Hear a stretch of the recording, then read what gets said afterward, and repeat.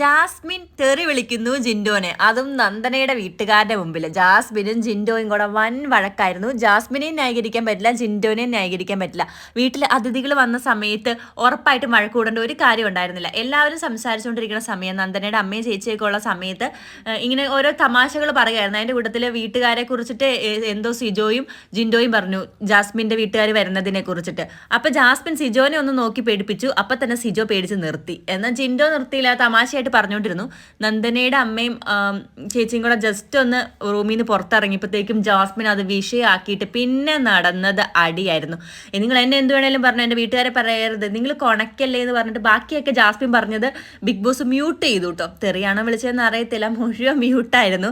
എന്താണെങ്കിലും ജാസ്മിനും ജിൻഡോയും ചെയ്തത് തെറ്റാണ്. ജിൻഡോയ്ക്കും അവൾ പറയുമ്പോൾ നമുക്ക് പിന്നെ സംസാരിക്കാം, വഴക്കിടാൻ വരുമ്പോൾ നമുക്ക് പിന്നെ സംസാരിക്കാം, വീട്ടുകാർ പോയിട്ട് സംസാരിക്കാം എന്ന് പറയാമായിരുന്നു എന്ന് എനിക്ക് തോന്നി.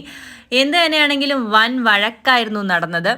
നമ്മുടെ വീട്ടിലൊരു അതിഥി വരുമ്പോൾ അവരുടെ മുമ്പിൽ കിടന്ന് നമ്മുടെ ഇങ്ങനത്തെ സ്വഭാവമൊക്കെ കാണിക്കുമെന്ന് ലാലേട്ടൻ ചോദിക്കേണ്ടായിരുന്നു. പക്ഷേ ഇനി തിങ്കളാഴ്ചയാണല്ലോ ലാലേട്ടൻ വരത്തുള്ളൂ. ബർത്ത്ഡേ ആഘോഷം ആയതുകൊണ്ട് മിക്കവാറും ഇതൊന്നും ചോദിക്കാൻ സാധ്യതയും ഇല്ല.